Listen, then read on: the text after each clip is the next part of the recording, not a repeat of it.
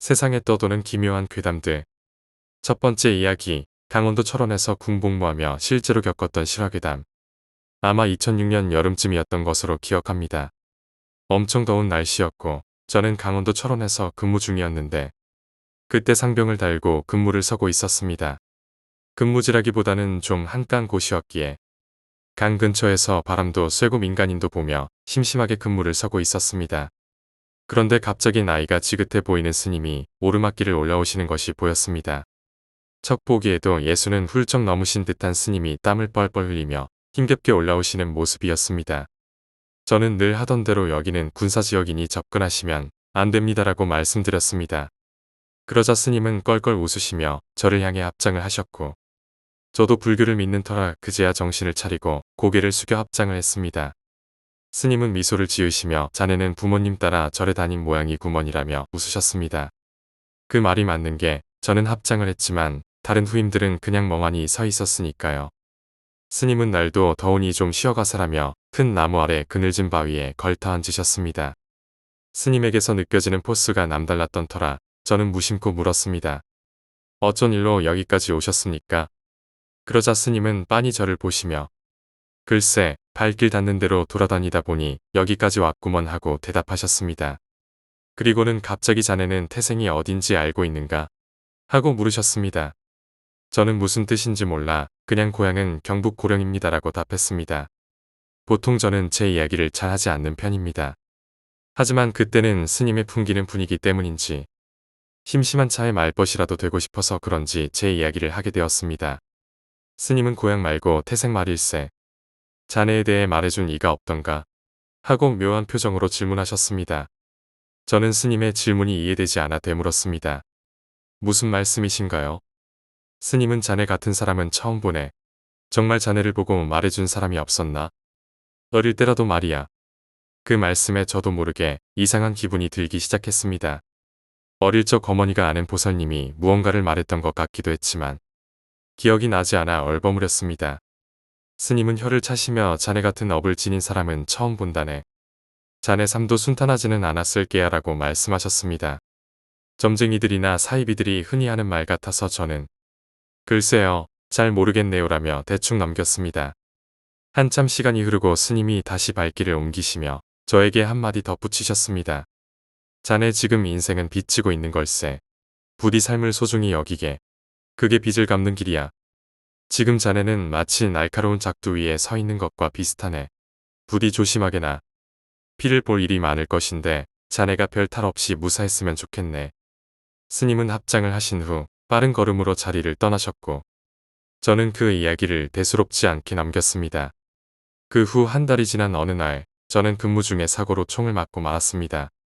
굉음이 지나간 후 죽을 것 같은 고통이 엄습했고 헬기로 긴급 이송된 후 대수술을 받았습니다. 결국 폐 한쪽을 드러내는 큰 수술을 겪었지만 기적적으로 살아남았습니다. 며칠이 지나 몸을 겨우 움직일 수 있을 만큼 회복된 후 문득 그 스님의 말씀이 떠올랐습니다. 스님이 하신 말씀이 도대체 무슨 의미였을까 하고 계속해서 생각하게 되었습니다. 그 생각은 병원에 있는 내내 제 머릿속을 떠나지 않았고 재활을 앞당기며 그 해가 가기 전에 퇴원할 수 있었습니다. 퇴원 후 집에 도착하자마자 어머니를 붙들고 그 보살님을 찾아가자고 했습니다. 어머니와 함께 보살님을 찾아간 후 스님과의 일을 말씀드리며 그 뜻을 여쭈어 보았습니다. 그러자 보살님께서는 한숨을 쉬시며 말씀하셨습니다. 너는 네 엄마가 매해마다 너 때문에 절에 가서 108배 드리고 치성 드리는 걸 못 봤냐? 너는 곱게 살 팔자는 아니야. 솔직히 나는 내가 지금 멀쩡히 돌아다니는 게 다 네 어머니 덕이라고 생각한다. 그 말을 들으니 마음이 복잡해졌습니다. 그때 보살님은 이어서 충격적인 말씀을 하셨습니다. 너는 살이 꼈다고 말 안 했냐? 너는 내 명줄은 물론 주위 사람도 너랑 같이 있는 것만으로도 위험할 수 있다. 어쩌겠냐? 다 내 팔자지. 충격을 받은 저는 집으로 돌아와 심한 대인기피증에 시달리기 시작했고 결국 정신병원에 입원하게 되었습니다.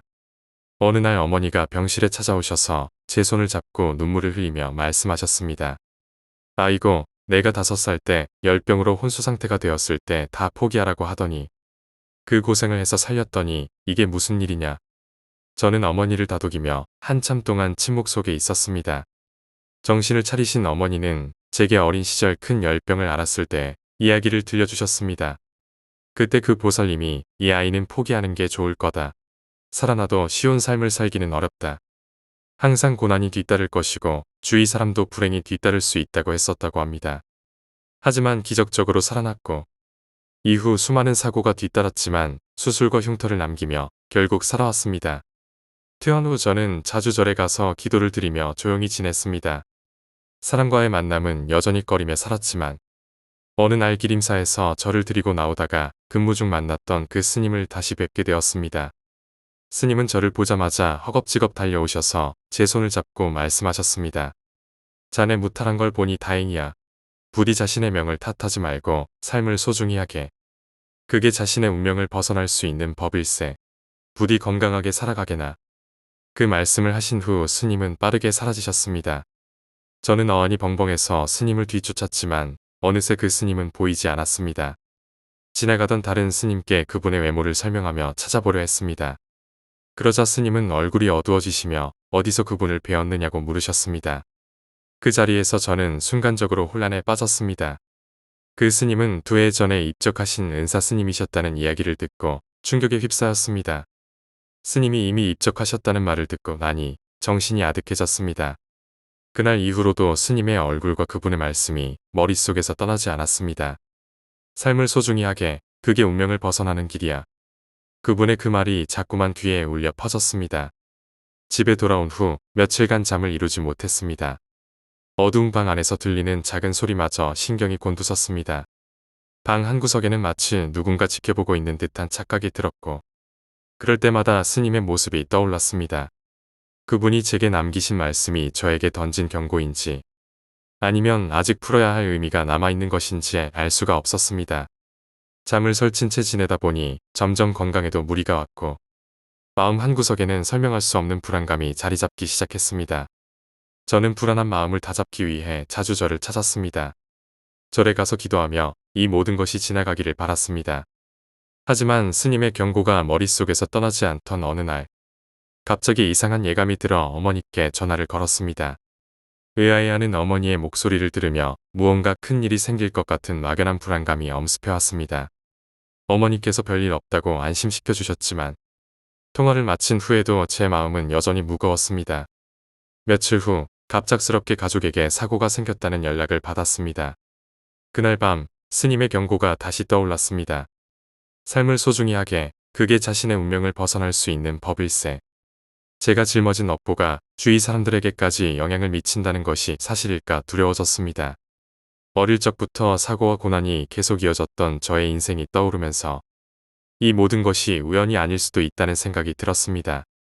그 후로는 하루하루를 더 신중하게 살아가기로 다짐하게 되었습니다. 스님이 말씀하신 대로 삶을 소중히 여기며 살아가는 것이 저와 제 주변을 지키는 길이라 믿기로 했습니다. 이후로도 절에 찾아가 기도를 드리고 마음을 다잡으며 하루하루를 보냈습니다.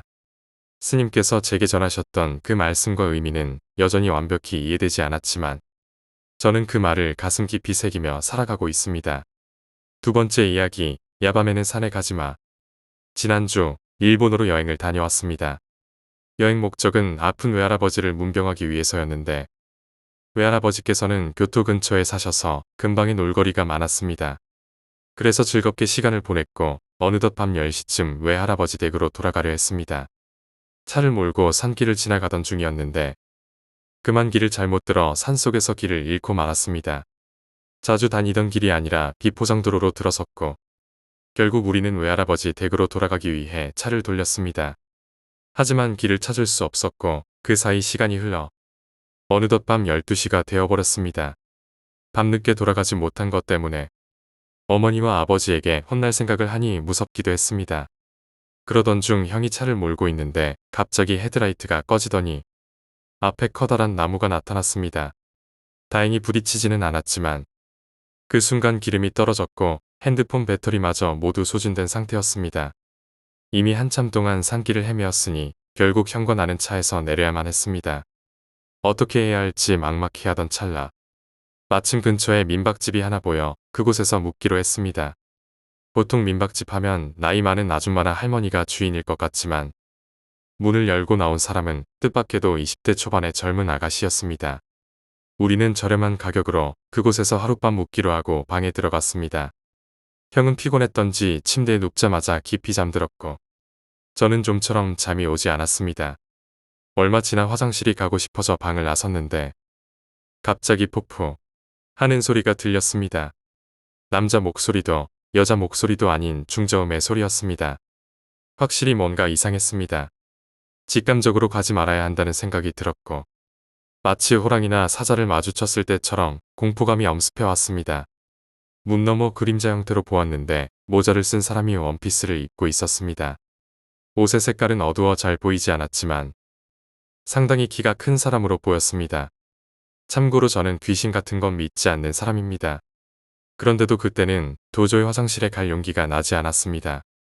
결국 방으로 돌아와 이불을 뒤집어 쓰고 벌벌 떨며 잠을 이루지 못했습니다. 한참이 지나도 공포는 가시지 않았고 오히려 방 문 앞에서 포포 하는 소리가 다시 들리기 시작했습니다. 저는 계속해서 오지 말라고 빌고 또 빌었습니다. 어릴 때 외할아버지께서 주신 염주를 꽉 쥐고 제발 가달라고 빌었습니다. 그게 무엇인지는 몰라도 마음속으로 간절히 기도했습니다. 그러자 차츰 그 소리가 사라졌고 저는 그렇게 잠이 들고 말았습니다. 그런데 눈을 떠보니 주변이 낯설었습니다. 알고 보니 병실이었습니다. 난생 처음 보는 병실에 누워있는 상황에 혼란스러웠는데 간호사가 들어와 상황을 설명해 주었습니다. 형과 저는 차를 몰고 가던 중 나무에 부딪혀 그 자리에서 기절했던 것이었습니다.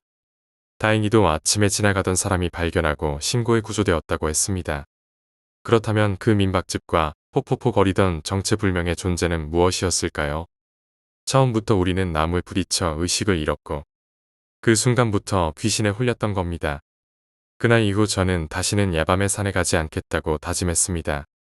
그날 이후로 나는 밤에 산에 가는 것을 철저히 피하게 되었다. 아무리 설명할 수 없는 일들이었다지만 그 민박집에서 느꼈던 그 기이한 공포와 차가운 소리는 잊으려 해도 머릿속에서 지워지지 않았다. 외할아버지 댁으로 돌아온 뒤에도 나는 몇 날 며칠을 잠을 설쳤다. 형과 함께 있었으니 그나마 다행이었지만 만약 혼자였다면 그 순간을 어떻게 견뎌냈을지 상상도 할 수 없었다. 집으로 돌아와 부모님께 이 이야기를 전하자 어머니는 심각한 얼굴로 나를 바라보았다. 그러더니 할아버지께서 어릴 적 주신 염주에 대해 설명해 주셨다.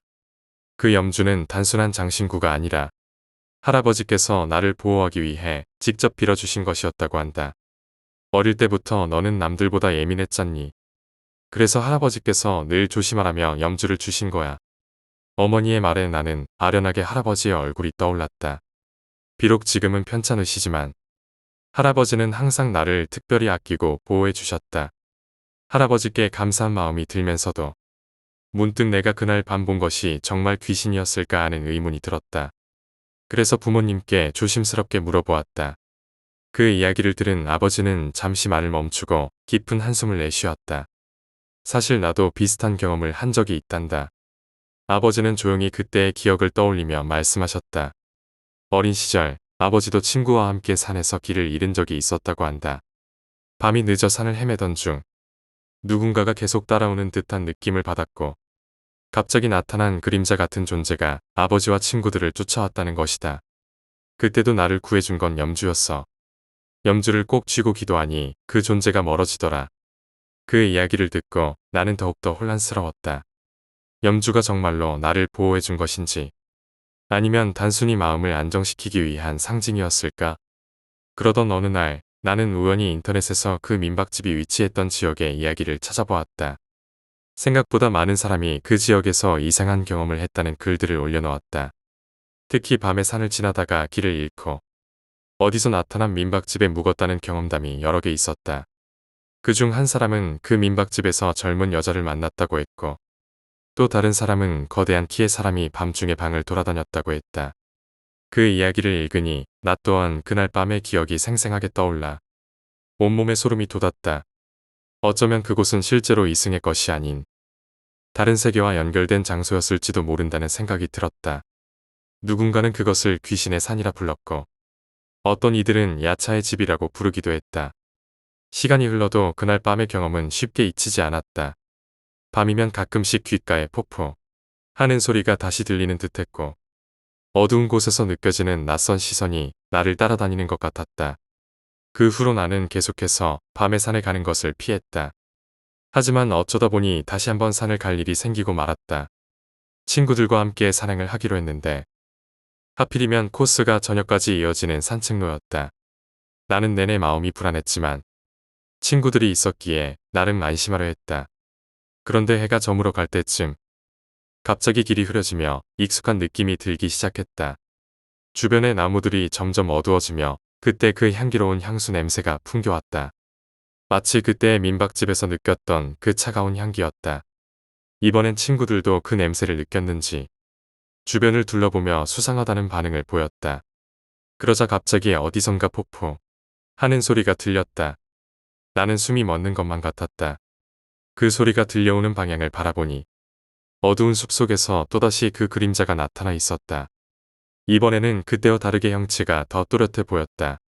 큰 키에 긴 원피스를 입고 있었고 눈이 보이지 않았지만 나를 뚫어지게 바라보는 느낌이었다.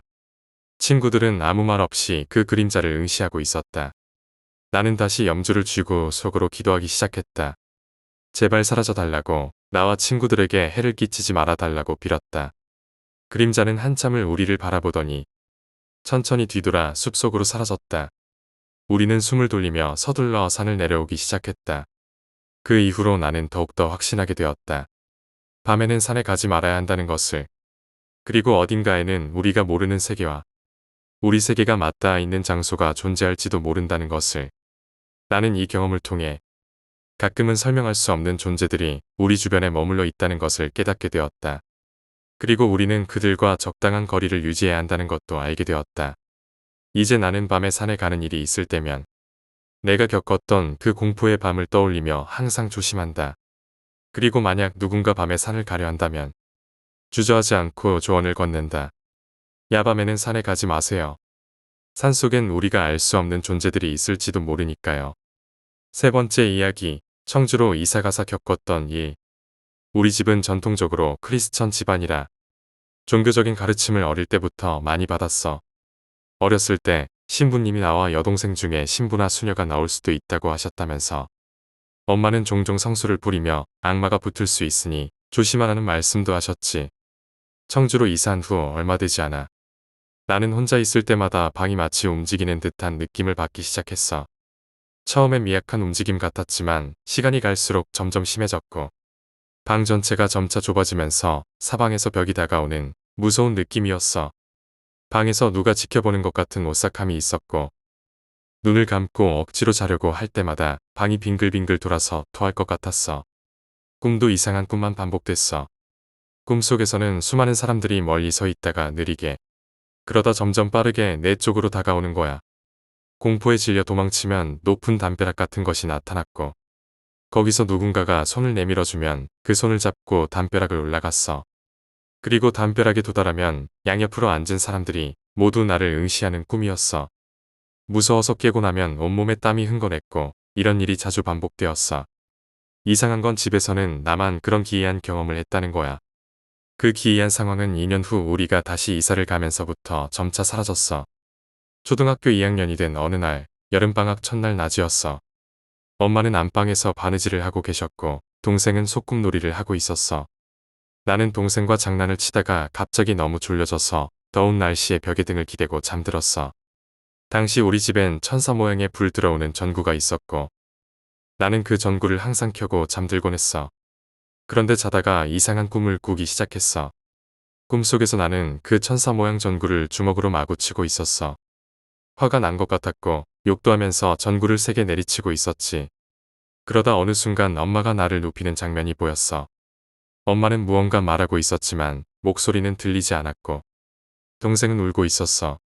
그 상황에서 내가 엄마 얼굴을 때리는 꿈을 꾸었고 엄마는 내 팔을 붙잡고 나는 분노에 씩씩거리며 결국 잠이 들었어. 잠에서 깨어나 보니 동생이 내 얼굴을 확인하며 오빠 돌아왔다 라고 하며 기뻐했어. 엄마는 아무리 물어봐도 그 상황에 대해 말을 해주지 않으셨고 나는 그저 꿈이라고 생각하며 별일 아니라고 여겼지. 몇 년 후 그때 일을 떠올리며 동생에게 물어봤는데 동생은 그때 내가 한 일이 맞다고 꿈이 아니라 실제였다고 말해주었어. 특히 그때 내 얼굴을 잊을 수 없다며 눈썹 끝이 환한 듯 올라가 있고 입은 웃고 있었다고 했어. 평소와 다른 그 표정이 동생에게 큰 충격이었던 거야.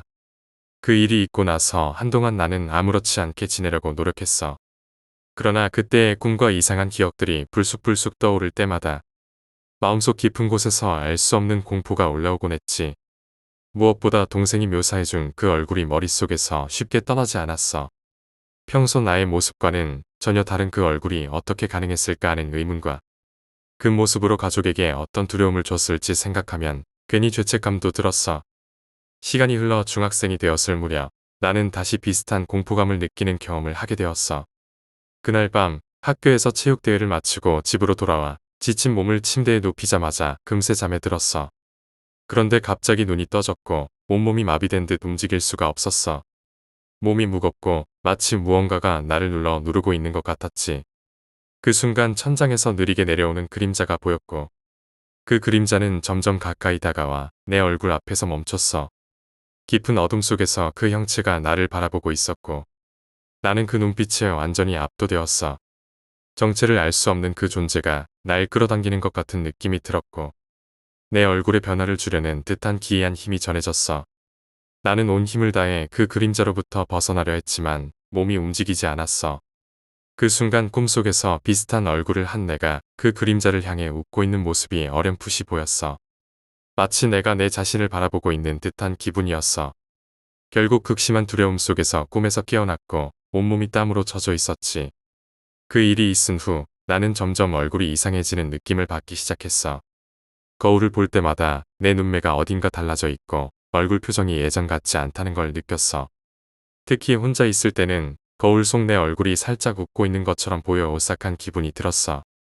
그때마다 거울을 덮어두거나 외면하며 하루하루를 버텼어. 어느 날 엄마에게 이런 이야기를 꺼내려 했지만 엄마는 그때 일을 떠올리며 이야기를 회피하셨어. 엄마는 단지 기도를 열심히 하렴하고만 말씀하셨고 나는 그저 혼자서 이 상황을 이겨내야 한다고 생각하게 되었지. 이후로도 꿈속에서 나와 닮은 인물이 나타나기 시작했고 그 인물은 항상 내 표정과 얼굴을 따라하며 어딘가 비웃는 듯한 웃음을 지어 보였어. 나는 점점 그 얼굴을 두려워하게 되었고 얼굴이 이상해지는 기분에 사로잡혀 날마다 신경이 예민해졌어. 그러던 어느 날 나는 다시 거울 속에서 그 기이한 얼굴을 마주하게 되었고 그 모습은 나의 의식과는 상관없이 이상하게 변해가는 내 얼굴을 보여주었어. 그 후로 거울을 마주보는 것이 두려워졌고 나는 점점 더 집안에서도 혼자 있는 시간이 괴로워지기 시작했어. 네 번째 이야기, 공연장 괴담. 몇 달 전에 사수에게 들었던 이야기입니다. 사수는 예전에 한 공연장에서 음향감독으로 일하고 있었는데 그 공연장에는 객석 바로 뒤에 조종실이 있었고 조종실은 객석에서 약 2m 정도 높이의 위치에 있었습니다. 그날도 평소처럼 공연을 진행하던 중 사수는 자꾸만 객석 쪽으로 눈이 가더랍니다. 아래를 내려다보니 조종실 난간에 5살에서 6살 정도 되어 보이는 꼬마가 턱을 괴고 싱글거리며 자신을 쳐다보고 있었죠. 사수는 관객 중 한 명의 아이가 장난치고 있나 생각하며 다시 공연에 집중하려 했는데 잠시 후 그 높이가 어른들도 매달리기 힘든 높이라는 생각이 퍼뜩 들더랍니다. 다시 난간을 보니 그 아이는 여전히 난간에 매달려 싱글거리며 사수를 보고 있었고 순간 사수는 얼어붙어 버렸습니다. 바로 그때 무대 위에서 으악 하는 비명소리가 터져나왔고 관객석에서 웅성거리는 소리가 들려 정신을 차려보니 배우 중 한 명이 무대 위에서 기절해 있었죠. 공연은 잠시 중단되었고 곧이어 공연이 다시 시작되자 사수는 더 이상 아래를 보지 않고 공연에만 집중하며 끝까지 무사히 마무리했답니다. 공연이 끝난 후 스태프들과 배우들이 모여 기절한 배우에게 무슨 일이 있었는지 물었죠. 그 배우는 놀란 얼굴로 말했어요. 조종실 난간에 매달린 꼬마를 보고 쳐다보는데 그 아이가 갑자기 몸은 그대로인 채로 얼굴만 180도 돌려 자신을 째려봤다고 했습니다. 더 소름 끼치는 건 어두운 조명 아래 먼 거리였는데도 그 꼬마의 얼굴이 아주 뚜렷하게 보였고 마치 바로 옆에서 말하는 듯한 목소리로 아이가 말을 걸었답니다. 봤구나. 그 말을 듣는 순간 그 배우는 그 자리에서 그대로 기절해 버렸던 거죠. 그 일이 있은 후 공연장에서는 그 꼬마가 돌아다니는 걸 여러 스태프들이 목격하게 되었습니다. 사람들은 그 꼬마가 어떤 이유로 그곳에 나타나는지 알 수 없었지만 무대 뒤에서 조종실 주변에서 종종 그 꼬마의 모습이 보였다고 해요. 이 이야기를 들으면서 사수는 또다시 소름이 돋았다고 했습니다. 왜냐하면 지금 자신이 공연 중인 공연장이 수리를 받게 되면서 몇 주 후 그 극장으로 공연을 옮기게 되었기 때문입니다. 저도 그 꼬마를 보게 될까요? 사수가 들려준 그 이야기를 듣고 나서 나는 그 극장에서 공연을 하게 될 날이 다가올수록 마음 한구석에 알 수 없는 불안감이 싹트기 시작했어. 공연장에 귀신이라니 마치 영화 속에서나 나올 법한 일이 실제로 벌어진다는 생각에 믿기지 않았지만 혹시라도 정말 그 꼬마를 만나게 되면 어떡하나 하는 두려움이 점점 커졌지. 며칠 후 우리는 결국 그 극장으로 이동하게 되었어. 새로운 공연장에 적응하느라 바빴고 사수가 했던 이야기를 떠올리며 괜히 조심하게 되더라고. 특히 조종실 주변을 지날 때마다 누군가가 나를 지켜보고 있는 듯한 기분이 들었어. 하지만 모두가 분주한 가운데 혼자 겁먹은 티를 낼 수도 없었지. 공연이 시작되고 나서 며칠 동안은 아무 일도 일어나지 않았어. 그때마다 나는 스스로를 다독였어. 이곳에서 아무 일도 일어나지 않을 거야. 괜히 겁먹지 말자. 하고. 그런데 어느 날 밤 공연이 끝나고 스태프들이 모두 퇴근한 뒤였어. 나는 조종실에 남아서 장비를 점검하고 있었지. 조용한 극장 안에서 기계 소리만이 들릴 뿐이었는데 갑자기 소름 끼치는 느낌이 확 올라오더라고. 고개를 들어 객석 쪽을 바라봤는데 조종실의 난간 쪽에 뭔가 작은 형체가 보였어. 그 높이에 있는 작은 그림자라니. 순간 사수가 말했던 그 꼬마가 떠올라 온몸이 얼어붙었지. 나는 천천히 고개를 돌려 그 난간을 쳐다봤는데 거기엔 정말 5, 6살쯤 되어 보이는 아이가 턱을 꿰고 나를 바라보고 있는 거야. 마치 나를 비웃듯 싱글거리며 웃고 있는 그 꼬마는 사수가 묘사한 것과 똑같았어. 도저히 이 상황이 현실이라고는 믿기지 않았지만 눈앞에서 사라지지 않는 그 꼬마를 계속 마주하기가 무서워서 눈을 질끈 감았어. 그런데 그때 귓가에 바로 옆에서 들리는 것처럼 작은 목소리가 들렸어. 봤구나. 그 목소리를 듣는 순간 머릿속이 새하얘졌어. 눈을 감고 있었지만 그 꼬마가 내 바로 앞에 서 있는 것 같은 느낌이 드는 거야. 온몸이 굳어져서 움직일 수도 없었어. 그렇게 시간이 얼마나 흘렀는지 모르겠어. 그런데 갑자기 누군가 어깨를 툭 치는 느낌에 정신이 번쩍 들었어. 동료가 장비를 점검하러 들어온 거였어. 나는 멍한 상태로 동료를 바라봤고 동료는 내 이상한 표정을 보고 의아해하며 묻더라고. 무슨 일 있어? 나는 그저 고개를 저으며 아무것도 아니야 라고 대답했어. 동료가 나간 뒤에도 한참 동안 그 자리에 멍하니 앉아 있었어. 그날 이후로 나는 그 공연장을 더 이상 편안하게 느낄 수 없었어. 이 일을 계기로 다른 스태프들과 이야기를 나눠보니 나만 그런 경험을 한 게 아니었어. 몇몇 동료들도 조종실 근처나 무대 뒤에서 그 꼬마의 모습을 봤다고 하더라고. 더 놀라운 건 이 극장에서 일한 지 오래된 사람일수록 그 꼬마의 존재를 더 잘 알고 있다는 거였어. 특히 한 베테랑 스태프는 말하기를 그 꼬마는 아주 오래전부터 이 공연장에 나타나기 시작했대. 공연장이 지어진 초기에 사고로 숨진 어린아이의 영혼이라는 소문도 있었고 공연이 잘못될 때마다 나타나서 무언가를 경고하는 존재라는 이야기도 있었어. 그 후로도 나는 매일 공연장에 출근하면서 마음 한편이 불안했어. 그 꼬마가 언제 어디서 다시 나타날지 모르기 때문이었지. 5번째 이야기, 슈레딩거의 아들. 몸속의 모든 세포들이 휴식을 갈구하던 그날 밤. 저는 언제나처럼 첫 번째 일자리를 떠나 2번째 직장으로 걸음을 옮겼습니다. 저의 병신 같던 전 남편이 짓걸리던 말들 중에 유일하게 옳았던 말처럼 돈은 나무에서 열리지 않고 산더미처럼 쌓여가는 고지서들은 가만히 둔다고 스스로 해결될 리가 없었으니까요. 전 집 밖으로 나서기 전에 제가 고용한 젊은 보모 이름은 제이였죠. 제이에게 평소와 다름없는 다짐을 받아냈습니다. 9시까지는 제 아들 M을 재울 것. 무슨 문제가 일어났다면 바로 전화할 것. 그 다음엔 냉장고 안에 있는 음식들은 마음대로 먹어도 된다고 말했죠. 그리고 지나가는 듯한 말투로 제 방의 침대 옆 서랍장에 보관해둔 총의 위치를 알려주었습니다. 아무리 방심하지 않는다고 해도 빈틈은 손쉽게 생겨나는 편이었으니까요. 그 말을 들은 제이의 얼굴은 사색이 되었고 저는 아직 어린 여자아이에게 겁을 줘버린 것을 살짝 후회했습니다. 그러나 지금 제가 살고 있는 이 마을에 아직도 살인마 라슈샤가 배회하고 있는 한 제 아들의 안전이 제일 중요했거든요. 천사 같은 M의 보드라운 볼에 키스를 하고 작별 인사를 한 뒤 출근했습니다. 전 위스코신주 서부에 있는 라슈샤의 변두리에 위치한 리젠 호텔의 안내원이었어요. 손님들은 그리 많지 않아서 일을 하는 동안은 느긋한 느낌이었죠. 전 그 시간을 이용해 지금 현재에 대한 고민을 마음껏 했습니다. 넘쳐났죠. 데스크 아래에 붙여놓은 M의 1년 전 사진. 6살 생일 파티에서 찍은 사진을 바라봤어요. 너무나도 예쁜 아들의 얼굴이 그동안 지내온 시간을 다 거짓으로 느끼게 해줬어요. 완벽한 순수함이라는 가면으로 폭력적인 아버지가 그의 영혼에 남긴 상처를 가려냈죠.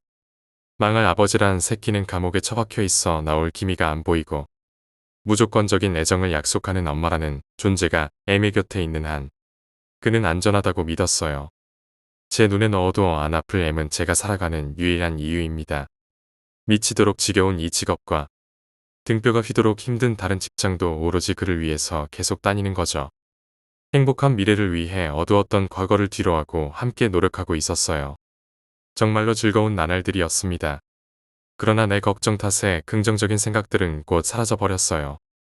아침에 읽던 신문에 실려있던 기사처럼 그 살인범은 지금 1년째 잡히지 않은 상태였습니다. 그의 피해자들은 여대생들이란 것도 알고 있었지만 모든 엄마들의 주특기가 그거잖아요. 쓸데없는 걱정하는 것. 죽은 피해자들의 설명을 읽는 것도 절대 도움이 되지 않았죠. 한쪽 귀에서부터 반대 귀까지 목을 그어버렸다는 이야기는 내 아이에 대한 걱정으로 가득 차게 만들었어요. M에게 무슨 일이 생기거든 제가 무슨 일을 벌일지 저조차도 알 수 없었어요. 근무 시간이 1시간 정도 남은 상황에서 걱정은 커져만 갔죠. 어떻게 제이와 내 아들을 단둘이 집에 놔둘 수가 있었던 거지. 그녀도 이제 곧 대학생이 될 나이잖아. 키도 160 정도의 40kg이 될까 말까 하는 체구인데 누가 집에 쳐들어온다면 엄마의 직감이 뭔가 잘못됐다고 내게 알려주고 있었어요.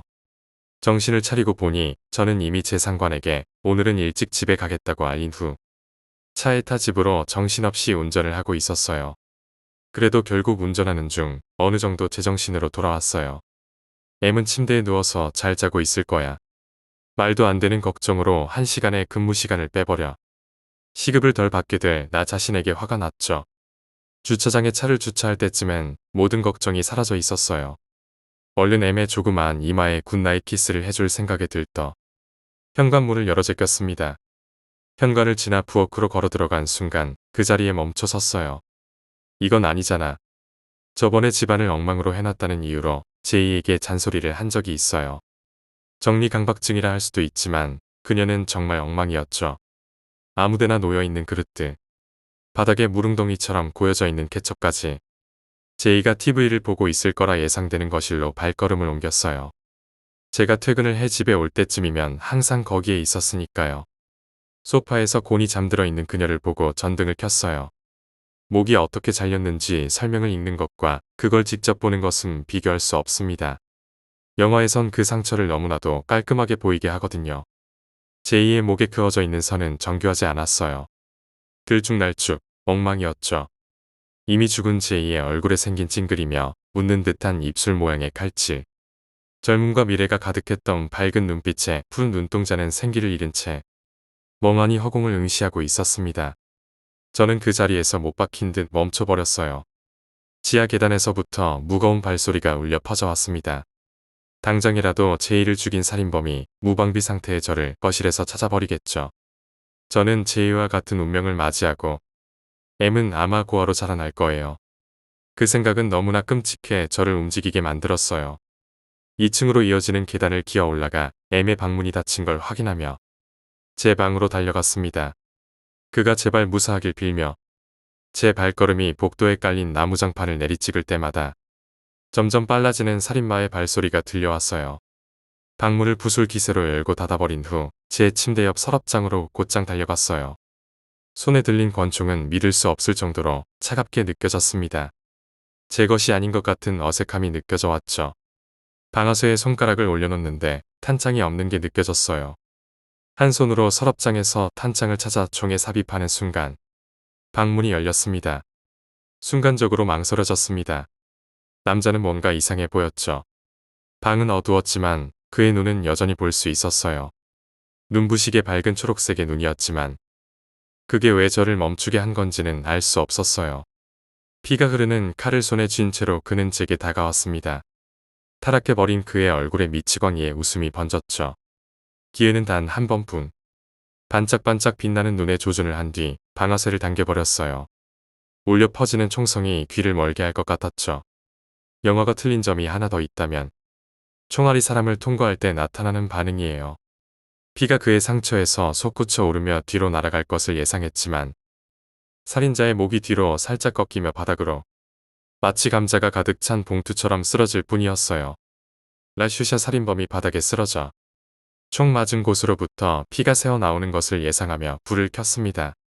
그의 얼굴은 목격자들이 묘사한 것과 똑같았어요.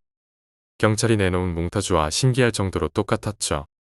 그의 죽은 시체 위에 환희를 느끼며 서 있었어요. 그 승리감은 오래가지 못했지만요. 제 목숨에 대한 두려움으로 인해 M을 잊고 있었어요. M의 닫힌 방문으로 천천히 걸어가면서 제 머리는 미쳐가고 있었어요. 뇌 속에서 두 개의 목소리가 대화를 하기 시작했습니다. 거기 안에 들어가 보면 그는 이미 죽어 있을 거야. 알잖아. 아니, 죽지 않았어. 살인마가 먼저 그를 죽인 다음에 제이를 죽인 거야. 넌 엄마로서 실격이야. 아냐, 그는 어린 여자애들만 죽여. 좋아. 그렇다고 쳐. 그렇다면 M은 왜 방에서 아직 안 나온 거야? 총소리를 들은 후에도 그 소리가 그가 밖으로 나오지 않은 이유야. 엄청 겁먹었겠지. 그에게는 지금 엄마가 필요해. 그렇게 확신한다면 왜 문을 열고 들어가서 그를 다독여주지 않지? 지금이라도 문을 열고 방으로 들어가 M을 안아줄 생각으로 문 밖에서 문고리에 손을 올리고 서 있었습니다.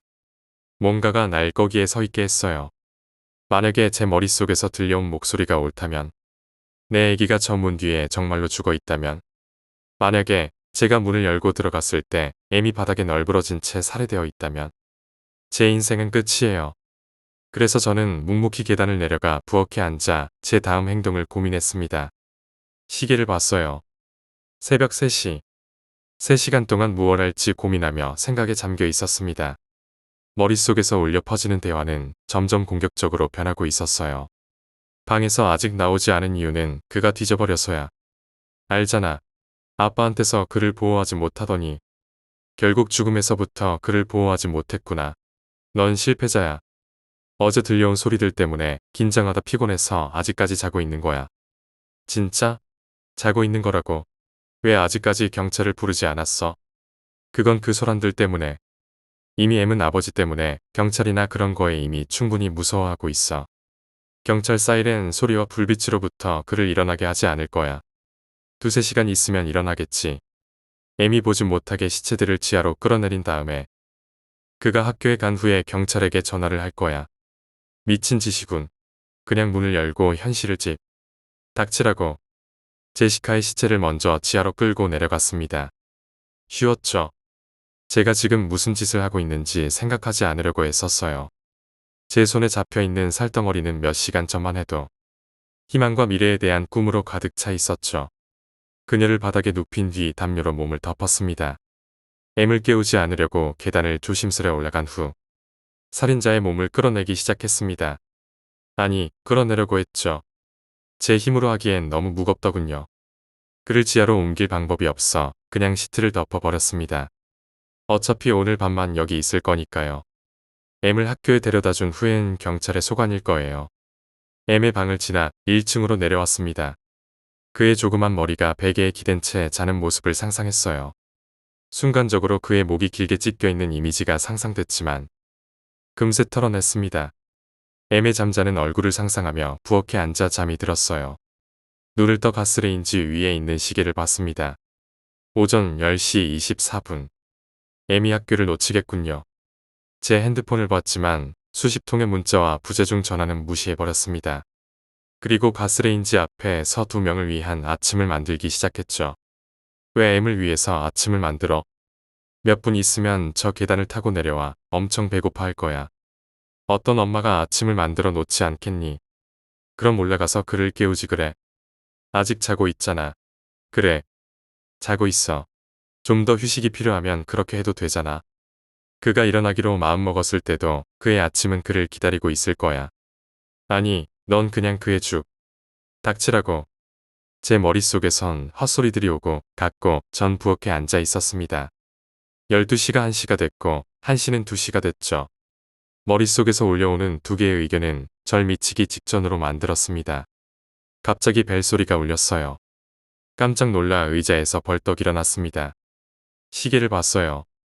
아무것도 못 들은 척을 하고 있는데 벨소리는 점점 커져만 갔어요. 화가 치밀어 올랐습니다. 누가 됐든지 간에 M을 깨우고 말 거야. 짜증이 가득한 채로 현관문을 열어 제꼈습니다. 현관 앞에는 제이의 아버지가 서 있었습니다. 그는 집 안으로 걸어 들어오며 제이가 어디에 있는지 알려줄 것을 요구했습니다. 조용히 해달라고. 아들이 여전히 자고 있다고 사정을 했지만 들어주지 않았어요. 자기 딸이 어디 있는지 알려주지 않으면 경찰을 부를 거라며 협박을 했습니다. 전 제발 조용히 해달라고 애원했죠. 그를 2층으로 안내하며 조용히 해달라고 한 번 더 부탁했어요.